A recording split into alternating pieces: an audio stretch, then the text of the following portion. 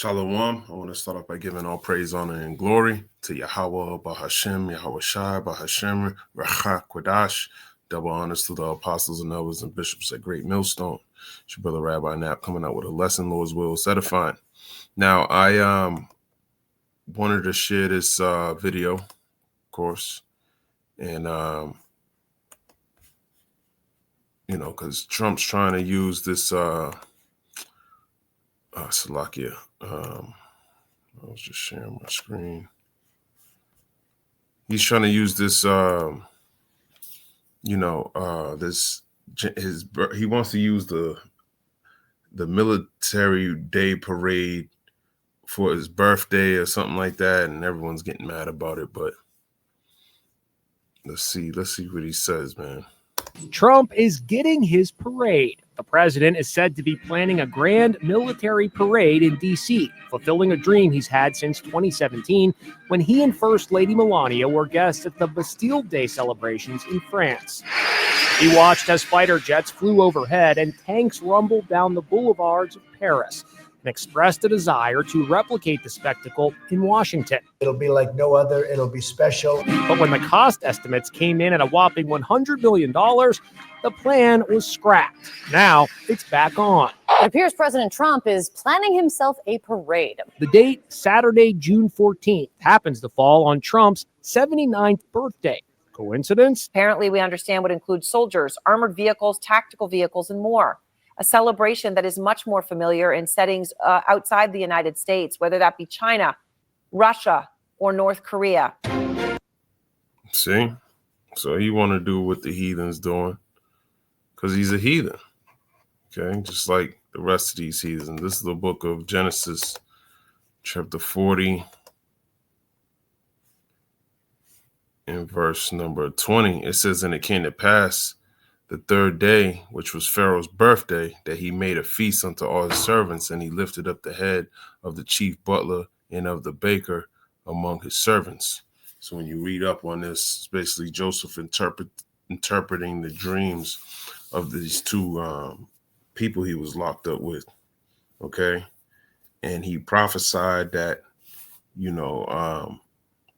one of them, that they were going to get out of prison in 3 days, according to their dream.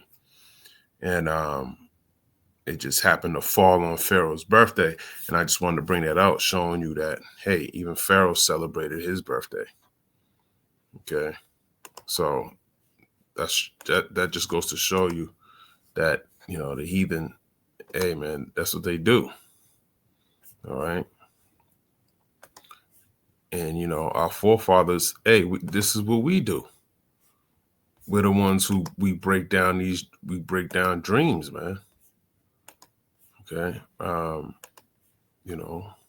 This book of Daniel, chapter 2, in verse number, I'll start at 44. "In the days of these kings shall the Most High of heaven set up a kingdom which shall never be destroyed, and the kingdom shall not be left to other people, but it shall break in pieces and consume all these kingdoms, and it shall stand forever." And Babylon's fallen, man.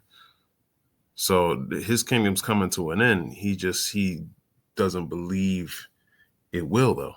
"For as much as thou sawest that the stone was cut out of the mountain without hands, and that it break in pieces the iron, the brass, the clay, the silver, and the gold, the great power have made known to the king what shall come to pass hereafter. And the dream is certain, and the interpretation thereof sure." So Daniel broke down Nebuchadnezzar's dream, and he's saying the interpretation thereof is sure. So this stone that was cut out of the mountain without hands, talking about Yahweh Shai, man. And it's going to come and it's going to destroy the image that he set up. All right. The king's dream. All right. And this is what Esau is dreaming about, man. He wants to make this military show of his power. Okay. But that power is he only got a short time to rule. It's the book of Isaiah 14 and 11. Thy pomp is brought down to the grave, and the noise of thy vials. The worm is spread under thee, and the worms cover thee. Yet thy pomp, your pride, is coming down, man.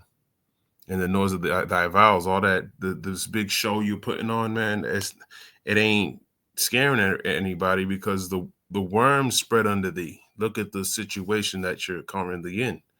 You know, these different protests, the prices of your common goods.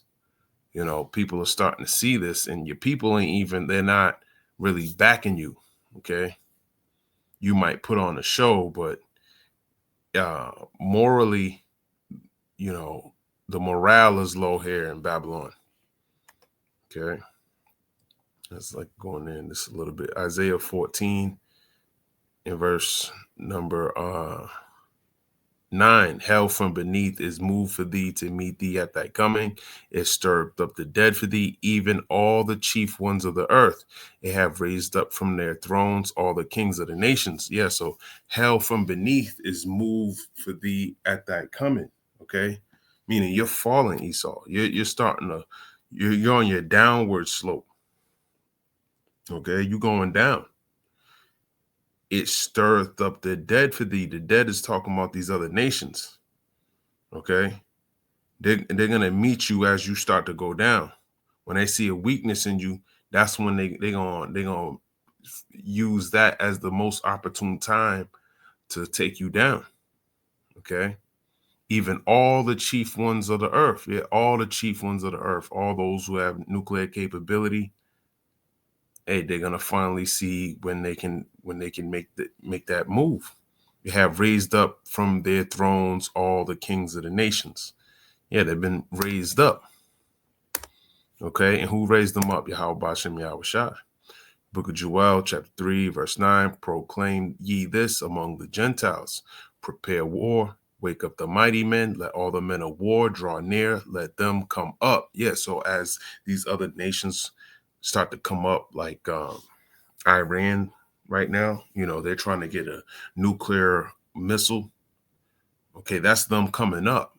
Okay, while Esau is coming down, and they're gonna meet you at that point as you coming down, and they're starting to get their nuclear capability.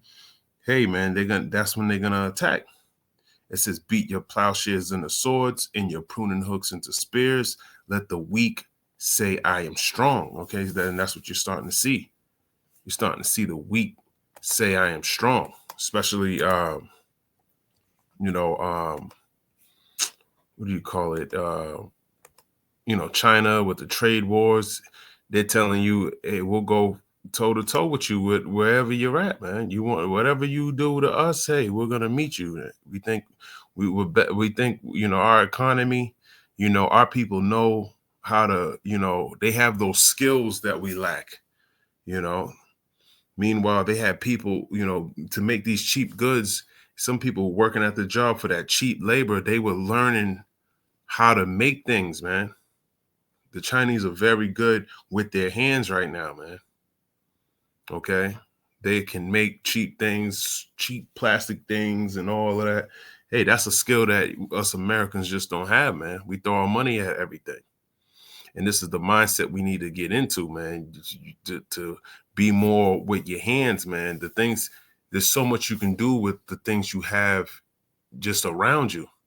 But a lot of people don't see the things around them as like opportunity, or, they can't make something out of something else that was already used, man. That's not the mindset of a lot of Americans. Okay. So that's why they have that, you bring in manufacturing back here, man. Look at these people don't know how to work with their hands, nor do they have nor do they want to. America's weak, man. Okay. Let me read that again. Isaiah 14 and 9. Hell from beneath is moved for thee to meet thee at thy coming. Yes, hell from beneath. These nations that are as you start to go down, they're gonna meet you, man. Okay, because they're starting to come up in in all aspects of life. You want to talk about DeepSeek, they're making it cheaper, faster, more efficient, for a lower cost. Their missiles, same thing. Look at Russia. They've been oppressed this whole time, but they got hypersonic missiles. you know. So they're meeting thee, man. It stirred up the dead for thee, the dead of the rest of these nations. The Lord stirring them up. He stirred up the spirit of the Medes and the Persians. Even all the chief ones of the earth it have raised up from their thrones, all the kings of the nations. All they that speak and say unto thee, art thou also become weak as we? Art thou become like unto us? That's why they're starting to get to that point, man, where they're gonna test you. And that's why you trying to do what they do. Just like the lady said in that video. Thy pomp is brought down to the grave. Yeah, your pride, man, in the noise of thy vows. That's shit that it ain't doing nothing. Okay. The worm is spread under thee, and the worms cover thee. So that's a form of decaying. Okay. And these other nations are starting to see that you ain't the old Esau, man, making fire rain from heaven. They can do that now. So they're not scared anymore. Obadiah 1:1, the vision of Obadiah, thus saith the Lord Yahweh concerning Edom. We have heard a rumor from the Lord, and an ambassador is set among the heathen. Arise ye, and let us rise up against her in battle. So that's the ambassadors, these different presidents, prime ministers, whatever you want to call them. And they're rising up against you. Behold, I have made thee small among the heathen. Thou art greatly despised. Yeah, this word small means insignificant. Okay, they don't see you as the threat that you used to be when you bomb Hiroshima and Nagasaki. Now they like shit. We got nuclear power now. What's up? Okay. Obadiah 1:3, the pride of thine heart had deceived thee, thou that dwellest in the clefts of the rock, whose habitation is high, that saith in his heart, who shall bring me down to the ground? So that pride, man, you are already starting to be brought down to the ground, but you still want to have these elaborate $100 million military parades on your birthday. Though thou exalt thyself as the eagle, and though thou set thy nest among the stars, thence will I bring thee down, saith the Lord. Just like Daniel, the 2nd chapter, that stone that was cut out without hands, that's talking about Yahweh Shai. He's ultimately going to take all you heathen down, okay? But you exalting yourself, okay, in the sky, among the stars, and most of all above the nation of Israel. But the Lord said He's going to bring you down. If thieves came to thee, if robbers by night, how art thou cut off? Would they not have stolen till they had enough? If the grape gatherers came to thee, would they not leave some grapes? Yeah, you robbed and spoiled us, man. The whole nation of Israel. How are these things that Esau searched out? How are his hidden things sought up? Yeah, through the scriptures, through his tongue falling upon himself, through these whistleblowers, okay, through these conspiracy theorists, the internet, okay. All these things are exposing Esau. Everything he does is not having the same effect as it used to have. What he pulled in 2020 is going to be harder to pull that same stunt in the future. All right. People are starting to call his bullshit, call his bluff. That's why even Moab saying, hey, you want to hit us with terrorists? Hey, hey, man, we'll do whatever you want to do. Okay, Obadiah 1:7, all the men of thy confederacy have brought thee even to the border. The men that were at peace with thee have deceived thee and prevailed against thee. They that eat thy bread have laid a wound under thee.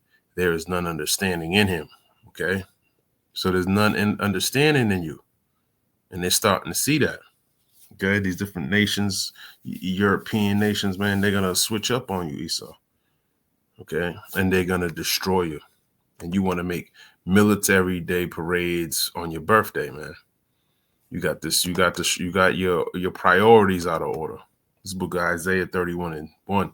Woe to them that go down to Egypt for help and stay on horses and trust in chariots because they are many, and in horsemen because they are very strong, but they look not unto the Holy One of Israel, neither seek the Lord Yahweh. So Yahweh Bashem Yahshai. So, you trusting in his military thinking that's going to help you in these last days, man, that we all going to be all right, that, you know, prophecy, he's going to upset prophecy, man. You on the wrong side, man. You putting your money in a losing bet. Isaiah 31:2. Yet he also is wise and will bring evil and will not call back his words, but will arise against the house of the evildoers and against the help of them that work iniquity. So Yahweh Shem Yahushai is going to arise against the house of the evildoers. Okay, he's coming up against Esau, Edom, Babylon. Now the Egyptians are men, Isaiah 31:3, and not the Most High. And their horses are flesh and not spirit. And that's what the Lord's coming back in. He said, I'm not going to meet thee as a man. Okay, he's coming back in his glory, not as a lamb. When the Lord Yahweh shall stretch out his hand, which is Yahweh Shai, both he that helpeth shall fall, and he that hoping shall fall down, and they all shall fail together. Okay, you helping or you hoping, you're going to fall together, man, because he's going to come and destroy you. For thus saith the Lord Yahweh, Bahashem Yahushai, spoken unto me, like as the lion and the young lion roaring on his prey, when a multitude of shepherds is called forth against him, he will not be afraid of their voice, nor abase himself for the noise of them. So shall the Lord of hosts come down to fight for Mount Zion and for the hill thereof. So exactly. He gonna fight. Okay. Yahweh Bahashem Yahushai. All right. Jeremiah. And he gonna win. They're gonna lose. Jeremiah 17:5. Thus saith the Lord Yahweh, cursed be the man that trusteth in man and maketh flesh his arm, and whose heart departeth from the Lord. Okay, yeah, and that's where his heart departed from, man. And that's why he's gonna ultimately be destroyed. But I'm gonna end it right there. Lord's will, that was edifying. I want to give all praise, honor, and glory to Yahweh, Bahashem, Yahweh Shai, Bahashem, Recha, Kodash. Shalom.